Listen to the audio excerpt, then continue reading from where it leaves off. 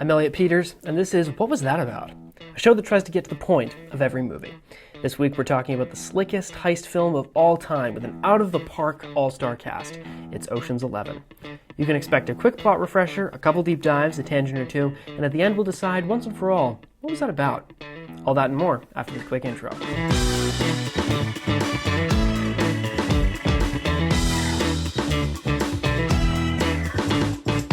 I'm very excited to talk about Ocean's 11. I love this movie. I just recently got a treat. I got to see it in the theater. I saw it on the big screen in my hometown. A local movie theater was showing it, and I got to go with my friend, my girlfriend, and we got to sit down and have the lights dim. It was like the quintessential movie theater experience. Granted, I live in a college town, so there was some rowdy audience members, and this is like, the kind of movie that there can be big reactions, but they were a little much. You know who you are. But I still had a great time. This movie is such a crowd pleaser, It's difficult to not have a good time watching Ocean's 11.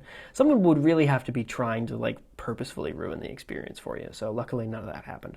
The film came out in 2001. It was directed by Steven Soderbergh with cinematography by Peter Andrews.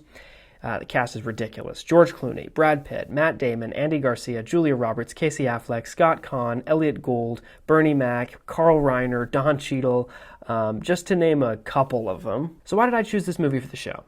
Ocean's 11 comes up a lot in kind of style over substance conversations, but I think it has a fair amount of substance that doesn't often get discussed. It's a bit of an unconventional pick for a show like this, where we're going to talk about the themes of the film.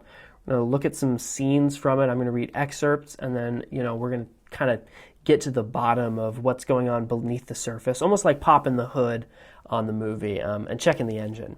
And this one has an engine. It's easy to get swept up looking at the slick editing and the great costuming and the really snappy, enthusiastic performances from everybody, and forget that it does have a heart. There's a heart at the center of this movie. And so that's kind of what we're going to talk about today. What do I love about Ocean's 11? Obviously, as previously discussed, the style is irresistible. And it's also incredible to have this many cast members this well utilized. I mean, there's 11 vibrant characters here, 13 if you count Tess and Terry Benedict, and yet nobody feels wasted or sidelined.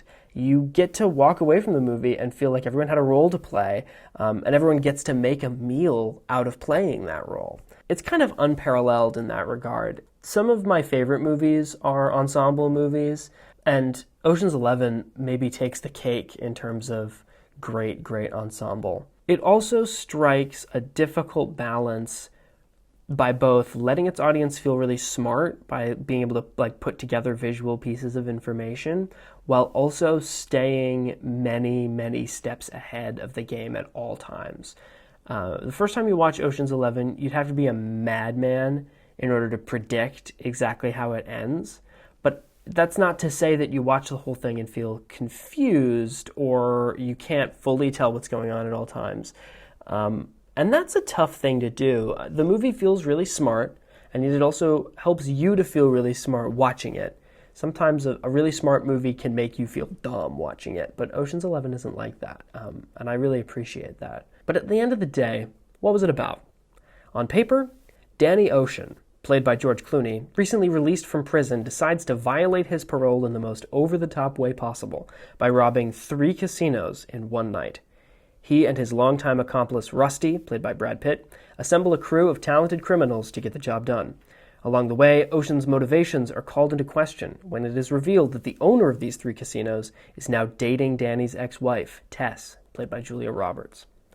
Beneath the surface, there's a really compelling cocktail of themes here, and the style is a part of it. Soderbergh's stylized filmmaking is one of a kind because it never feels quite like artifice alone. It feels like a natural elevation of the character drama. There's all this great character stuff going on, and the style almost oozes out of that. Instead of being a sheen over the top of it, I think Soderbergh is almost, in this movie, flexing the same muscles that Edgar Wright flexes in his best films, where the style and the substance are hand in hand. So with all that being said, we're going to dive into the themes right now. The first theme that I want to talk about in my reading of Ocean's 11, I would consider to be control versus chaos. And I have a scene that we're going to look at. This is scene 58. The scenes that I'm going to read for you today are excerpts from the screenplay. I have a copy of the late production screenplay here. So scripts are sort of living documents while they're being shot. It's very rare that a movie will be shot and the whole thing is verbatim like the last draft of the script that was written before they started shooting. That never happens. And it shouldn't happen, because otherwise you wouldn't get all of the wonderful collaboration that happens during production. So this production draft has maybe a couple of slightly different wordings depending on what the cast ad-libbed on the day, but for the most part this is pretty close to what we got in the film. That being said, there are some scenes where I have had to alter the dialogue a little bit just to make sure that it is in keeping with what you see in the film, because at the end of the day, what we're looking at is the final film, Ocean's 11, not just the screenplay.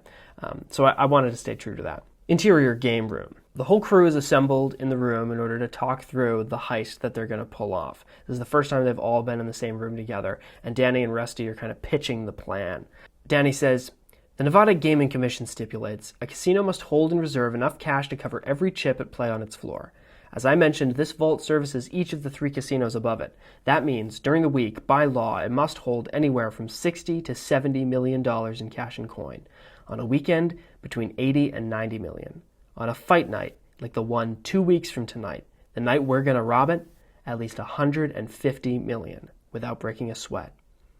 Gazing about the room, he says, "Now there are 11 of us, each with an equal share. You do the math." Everyone seems suitably impressed by their share. And then Saul pipes up and he says, "I have a question." Danny turns to him and Saul goes, "Say we do get into the cage, and through the security doors there, and down the elevator we can't move, and past the guards with guns, and into the vault we can't open."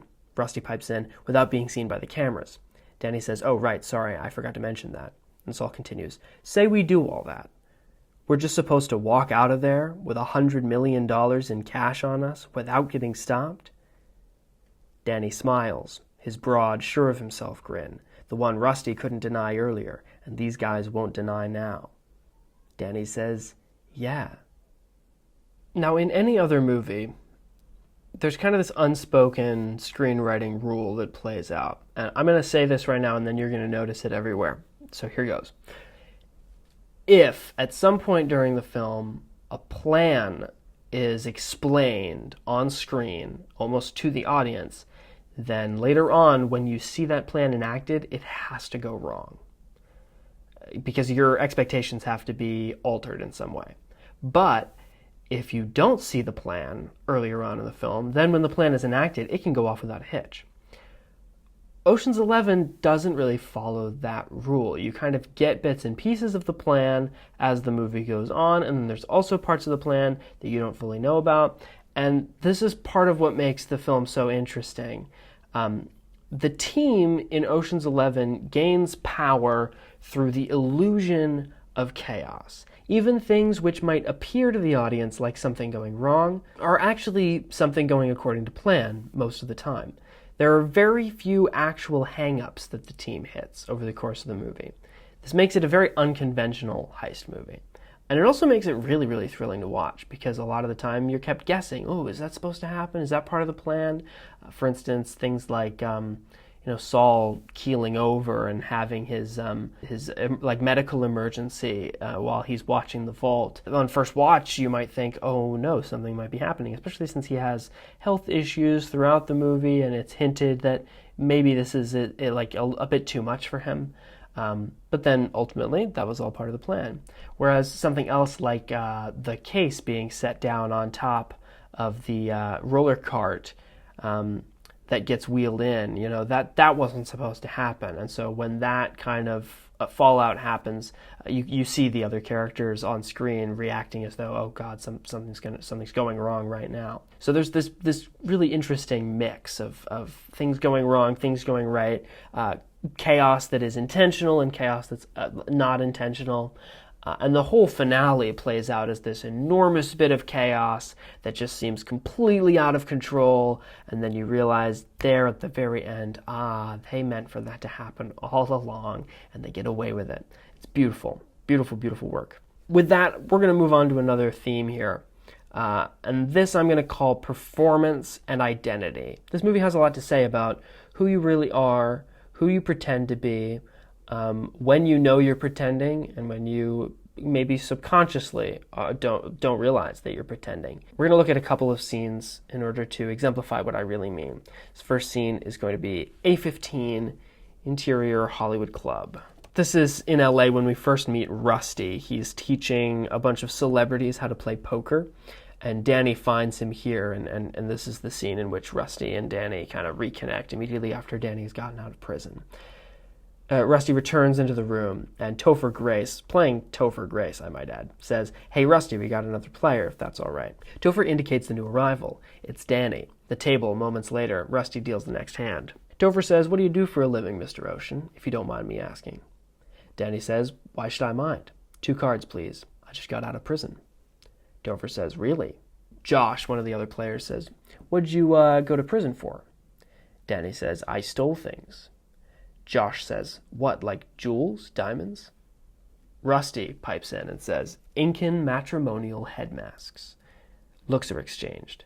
Everyone digests that. "There a lot of money in those? Incan matrimonial," Danny says, "head masks." "Some." Rusty goes, "Don't let him fool you, Seth. There's boatloads.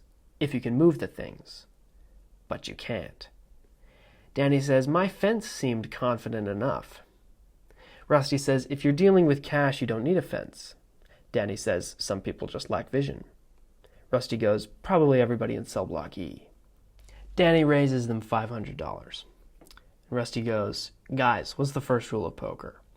Topher says, "Leave emotion at the door." Rusty says, "That's right." "Today's lesson, how to draw out a bluff." "That much money this early in the game, I'm thinking he's holding nothing better than a pair of face cards." Josh raises him, and Rusty says, "Be careful, you don't want to push him too high too fast. Want to keep him on the leash." Danny counters, 500 to call, throws in 2 more grand. Rusty says, "Guys, you're free to do what you like. That's a lot of money, but I'm staying in. He's trying to buy his way out of his bluff." Everybody calls. Danny puts out 4 nines, and Rusty immediately plummets in the estimation of everybody. So what's so great about this scene is that we're getting all of Rusty and Danny's relationship through subtext, right? And Rusty is demonstrating that lying in their line of work is all about appearances.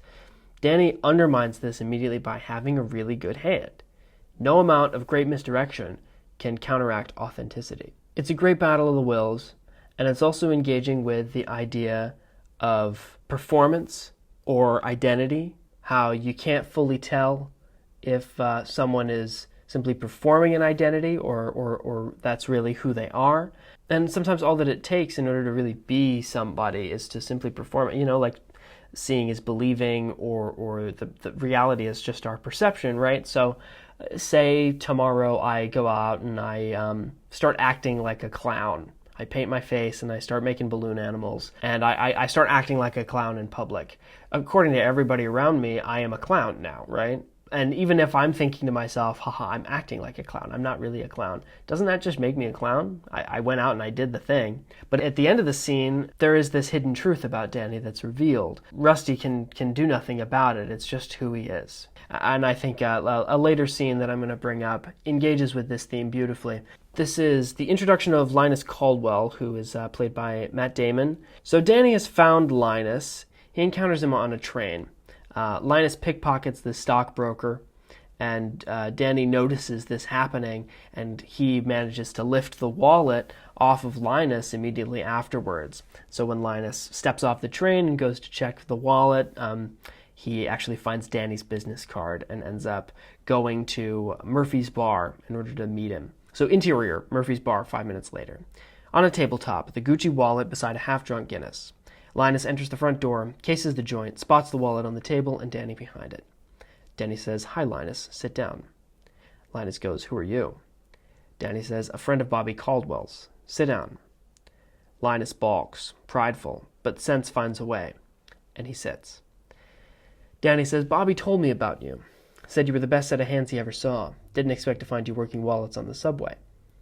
Linus says, that wasn't work, that was practice. Danny reaches into his jacket and sets a plane ticket on the table. He keeps his hand over it. You're either in or out right now. Linus says, what is it? Danny says, a plane ticket, a job offer. You're pretty trusting pretty quick, says Linus. Danny goes, Bobby has every faith in you. Linus says, and this is pivotal, fathers are like that. Off Danny's reaction, he didn't tell you? Danny shakes his head. Yeah, he doesn't like me trading on his name. Danny says, you do this job, he'll be trading on yours. Linus says, what if I say no? Danny goes, we'll get someone else who won't be quite as good. You can go back to feeling up stockbrokers. Linus considers. He looks down at the ticket, then at the wallet. It's one or the other. A waitress passes, and Danny signals her for his bill. When his attention returns to Linus, the wallet remains, but the ticket beneath his hand is gone. Linus is reading it. Danny says, that's the best lift I've seen you make yet. Linus goes, Las Vegas, huh? So essentially he's in, right? But there's this great exchange right beforehand where Danny has some preconceived information about who he thinks Linus is, and Linus reveals that he's not quite who Danny thinks he is. He is the son of Bobby Caldwell, this guy that's essentially put Danny on the scent to meet Linus. What's great about this is that Linus is resistant to this aspect of his identity. He's at odds with his authentic self. And this proves to be a greater roadblock to convincingly portraying deception later on. It's almost as if in the world of Ocean's 11, you have to come to terms with who your authentic self is in order to more authentically portray a deceptive persona. And we'll look at a scene that exemplifies that right now. Interior Mirador Suite. This is when the job is really getting underway, and Rusty is kind of coaching Linus in this aspect of the job that Linus is going to take on. It's something that I believe we're led to think that Ocean was going to do, and that Linus ends up having to take over after Rusty boots Ocean off the project. Linus stands dressed in a sharp conservative suit, a far cry from the threadbare thief in Chicago. Rusty says, where are you going to put your hands? Linus clasps them, and Rusty says, no. Linus goes for his pockets, and Rusty says, not the pockets either. And don't touch your tie. Look at me. That's how you're going to stand? Wrong again. I ask you a question, you have to think of the answer. Where are you going to look? Linus looks down. Death. You look down, they know you're lying. Linus looks up. And up, they know you don't know the truth. Don't use 3 words when one will do. Don't shift your eyes. Look always at your mark, but don't stare. Be specific, but not memorable. Funny, but don't make him laugh. He's got to like you, then forget you the moment you've left his sight. And for God's sakes, whatever you do, don't under any circumstances. And Livingston calls to Rusty from the other room. Can you come here a sec? Rusty wanders off and says, sure thing. It's a great little laugh line at the end of a very funny little scene. But it also shows that Linus is inexperienced in this line of work. And he is, again, like I said, at odds with his authentic self. So he's a little uncomfortable in this role. He's got a lot more to live up to than any of the other characters do.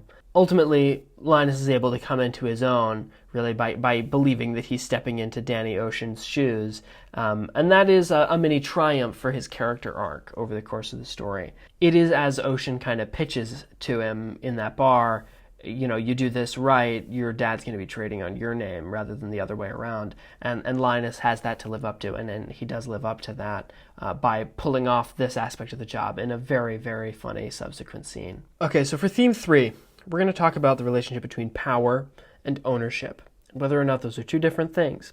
I think in terms of Ocean's 11, they are, and we're going to get into that by looking at scene 30, exterior Ruben's backyard. So this is earlier on, as Danny and Rusty are really starting to assemble the team that they're going to need. And one of the first people that they need is Ruben, because they need somebody who's essentially going to finance the project.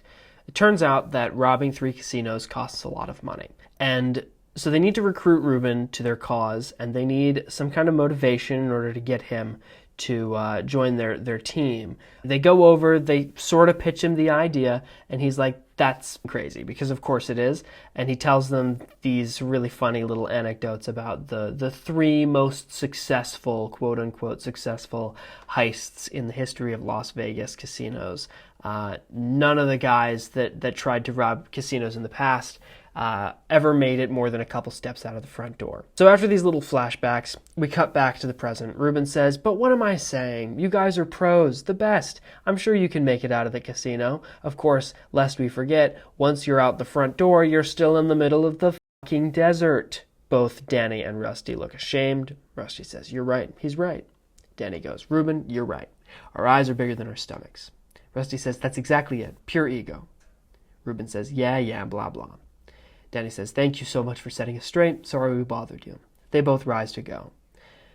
Obviously, they're kind of, playing coy a little bit, still leaving the fishing line out in case Ruben wants to bite, and he's going to bite in a second. "Look, we all go way back. I owe you from that thing with the guy in the place, and I'll never forget it." Danny says, "It was our pleasure." Rusty says, "I'd never been to Belize." Funny little bit of backstory that's hinted at again. Ruben says, "Give Dominic your addresses. I got some remaindered furniture I want to send you." Danny and Rusty are, wandering their way past the pool back towards the house. And Ruben, of course, is not going to let them go that easily. He says, "Just out of curiosity, which casinos did you geniuses pick to rob?" Danny stops, almost as if he's been waiting for this question, which, of course, he has. "The Bellagio, Mirage, and the MGM Grand." Ruben's nostrils flare. He smells a rat. He says, "Those are Terry Benedict's casinos." Rusty says, "Say, he's right." Obviously, this was their plan all along, and Ruben, he comes towards them. He stands up, he leaves his lunch. He says, "What do you got against Terry Benedict?" Danny says, "What do you have against him? That's the real question." And Ruben gives them a piece of information that, of course, they already know. He says, "He torpedoed my casino, muscled me out. Now he's going to blow it up next month to make way for another fucking eyesore. Don't think I don't see what you're doing." Rusty says, "What are we doing, Ruben?" And Ruben says, "You gonna steal from Terry Benedict, you better goddamn know. This sort of thing used to be civilized. You'd hit a guy, he'd whack you, done. But Benedict, at the end of this, he better not know you're involved, not know your names, or think you're dead, because he'll kill you, and then he'll go to work on you." I love this scene. I'm realizing I could pretty much say that after reading any of these scenes. I love so many of these. The dialogue is so snappy, and really, when I'm reading the script, I can't help but picture the way that the actors deliver these lines. I mean, Elliot Gould is so great in this scene, and I'm not just saying that because he shares my first name, but it's a great performance. It's a great character, and again, I mean, this is sort of tangential to the theme I'm trying to talk about, but the cast is just so vibrant. The fact that Elliot Gould is able to bring that character so much to life in the audience's eyes in all these scenes, I think speaks to the brilliance of the screenplay and the brilliance of each individual actor's performance. It's astounding. But to my real point about this theme of power and ownership in this scene specifically, the matter of who owns the casinos is ultimately more important to Ruben than what they're stealing. Ruben understands on a fight night there's going to be such and such amount of money in the casinos. He probably has some kind of inkling about how much money is really at stake here because he's run a casino before. But the amount of money doesn't matter as much as who owns the casinos. As soon as he knows that they're Terry Benedict casinos, then he starts to get involved. Then he starts to get interested. The lure of the power is larger than the lure of ownership. And this links up nicely with Terry Benedict, and we're going to look at a scene in order to try to get an understanding of what Terry Benedict's conception of power and ownership is and how that works out, and ultimately which one he would rank above the other one. This is at the very end of the film, after all the money's been stolen. The gang has gotten away with the crime. Terry Benedict is incensed, and he has Ocean in this room, and he knows that Ocean has something to do with it, but he can't pin it on him because Ocean was in this specific room in the casino accounted for this whole time. So he's got this airtight alibi. Terry has his goons ushering Danny out of the building, but as he goes, Danny says, "What happened, Benedict? You get robbed?" Benedict looks up, suspicious. He says, "Stop." The goons stop, spin Danny around to face Benedict. And Benedict comes towards him and he says, "I'll give you one last chance." where's my money? It's a very important piece of information here that during this encounter, Tess, Danny's ex-wife, is watching them on a security camera feed from her hotel room. So this is a performance that Danny is putting on for Tess. Danny says, what if I said you could get your money back if you'd give up Tess? There's this big old pause, and then Terry says, I would say yes. Interior, hotel room suite, Tess is crestfallen, watching this on the TV. We cut back to the cage hallway.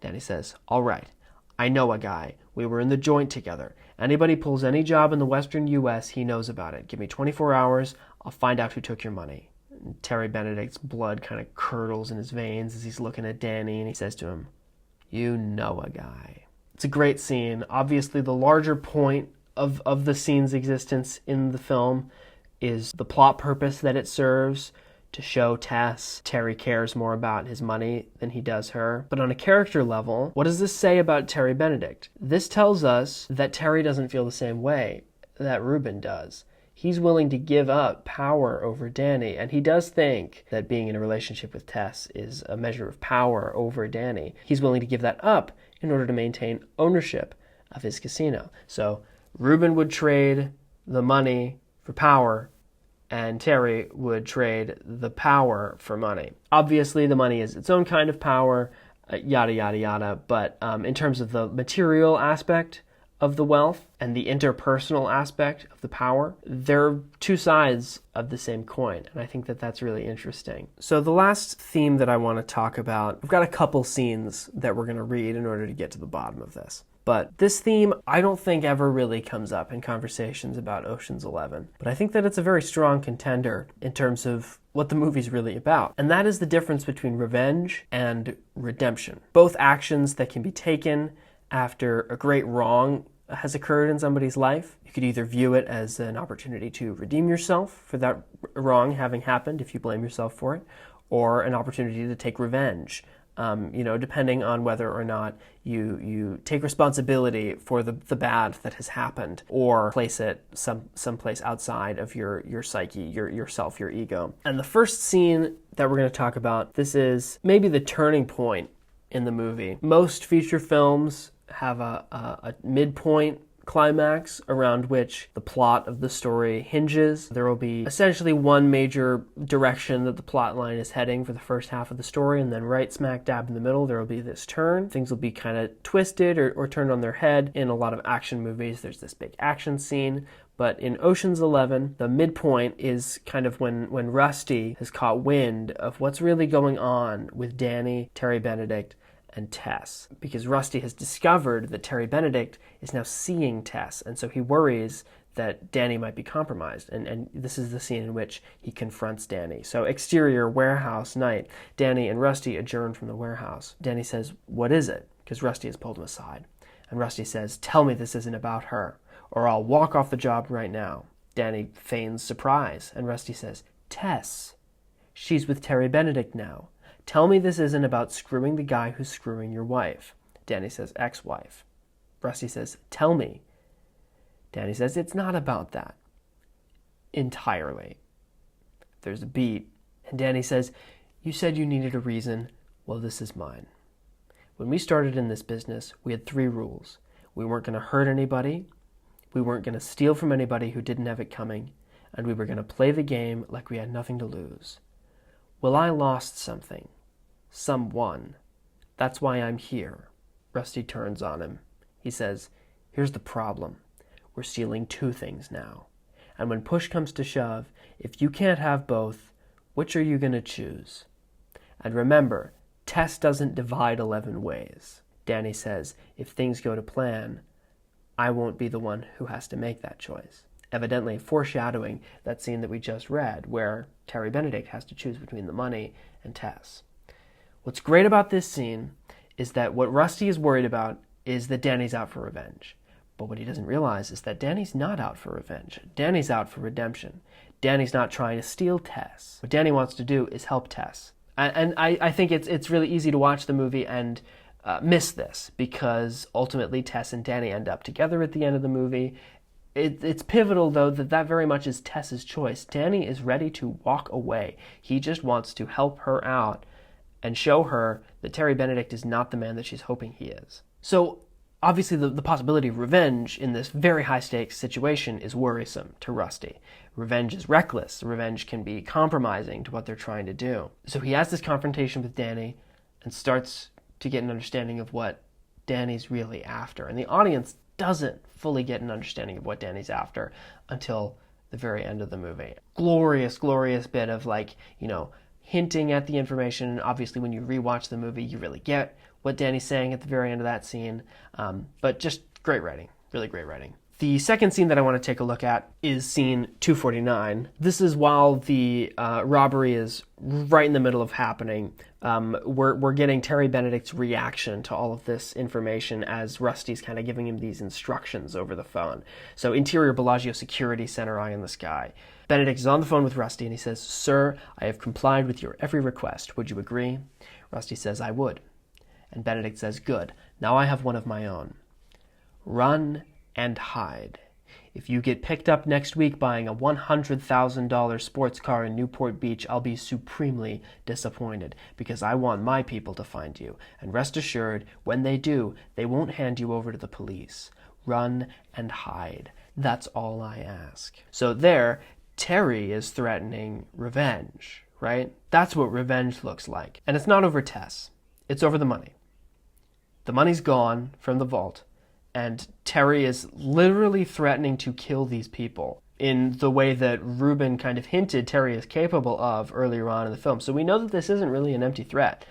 Terry is going to hunt them down and murder them in cold blood if he can get his hands on them. And so that really, really exemplifies the difference between Danny and Terry. Because I think from Tessa's perspective, she's hoping that Terry is a different kind of man than Danny was. And Danny's revealing to her over the course of the story that Terry's worse. Terry's a worse kind of man. He's not necessarily trying to tell Tess that he himself, Danny Ocean, is a good man. He's not a good man. He's a very bad man who does bad things. But Terry Benedict is worse, right? And that's an important thing for the audience and for Tess to realize and understand.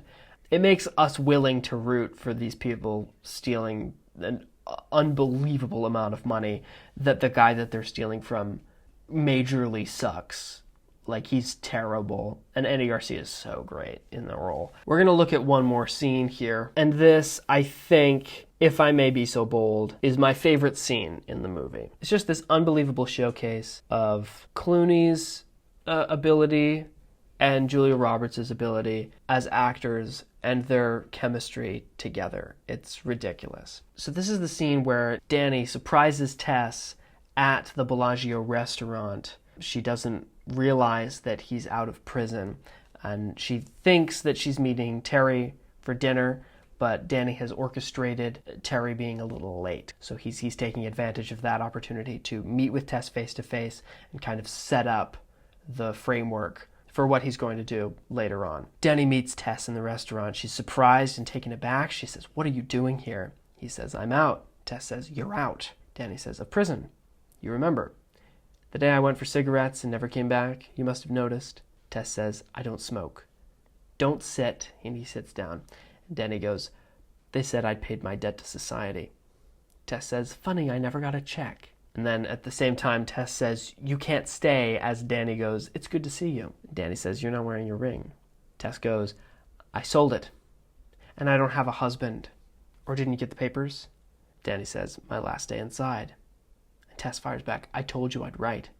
So it's just really great.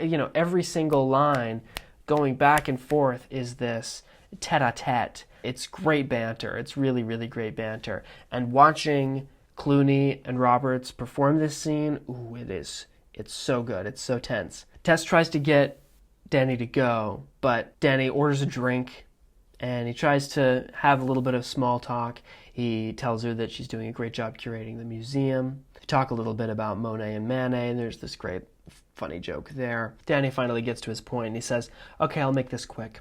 I came here for you.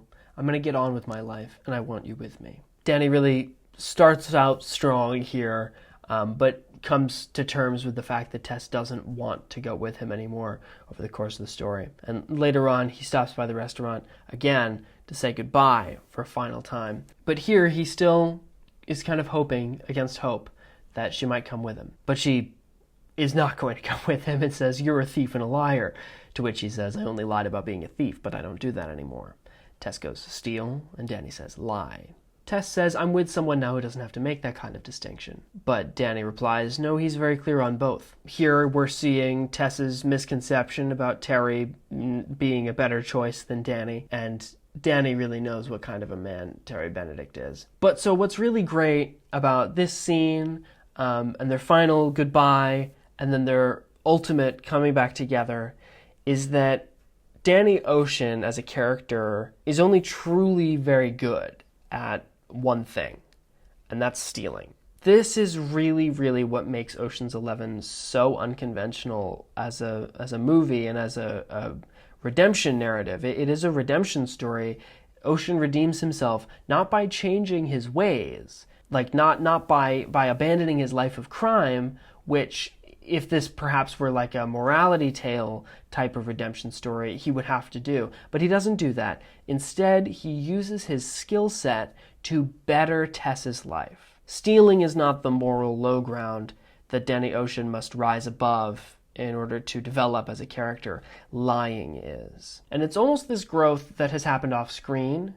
You know, during his time in prison, he has decided he's not going to lie to Tess anymore. But he's kind of lying to himself, you know, about the fact that Tess might go with him. So that's what he has to come to terms with and stop feeding himself that lie. And he is only able to be redeemed for his past wrongs, which really were wrongs that he committed on an interpersonal level against his wife, Tess. He wronged her by lying to her. He's only able to be redeemed from that by being his authentic self, right? Which is what I was talking about earlier with you know, that interaction that he has with Rusty. The authenticity of the self, I think, feeds directly into this theme. It's almost as if that theme is a mini engine inside of this one. So in the end, it's important to note that Danny ultimately doesn't try to get Tess back. He maybe starts out with that intention, but he is able to let go of it as the film goes on. And he decides that what he's going to try to do is liberate her from an unhealthy relationship. When he's done, he walks away. And Tess is the one that rekindles their romance. It's such a great story. It makes it more romantic that Danny doesn't want something out of her by giving her that. Obviously, he's going to walk away with an unholy amount of money, but he is also willing to risk going back to prison. That's kind of what ends up happening at the end of the film, right? He leaves prison having wronged somebody, and he decides that what he's going to do is risk going back to prison in order to right that wrong. It's very romantic. So, in the end, what was that about? Let's take a look at these themes. We've got control versus chaos. I think that this is almost like a motif that comes up multiple times throughout the story. It intersects with a lot of different sequences, but it's really almost this tide that keeps coming in and out. Performance and identity. I think that this is a mini theme. It definitely constitutes a theme because other characters interact with it, specifically, I think, Linus Caldwell. But more than that, I think that it is a function of a larger theme, more so than it stands on its own 2 feet as being the real core of what Ocean's 11 is about. Power and ownership are similar in that they feed into the different characters, but ultimately, at the end of the day, Danny's willing to give up a lot of power in order to do what he's trying to do. So I don't necessarily think that the movie is about the relationship between power and ownership. But what I do think holds a lot of weight is the idea that Ocean's 11 is about the difference between revenge and redemption, specifically as they pertain to ego. Danny Ocean at the center of this fabulous ensemble cast. He is the driving force, and the movie is named after him, right? So what Danny Ocean learns over the course of the movie, I think it constitutes the strongest case for what the film is really about. Gun to my head, if you asked me, what is Ocean's 11 about? I would say revenge and redemption.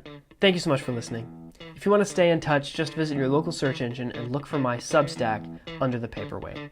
From there, you can follow me wherever you like. Instagram, Letterboxd, you name it. If you give me a follow, be sure to say hi. I'd love to hear from you. See you soon.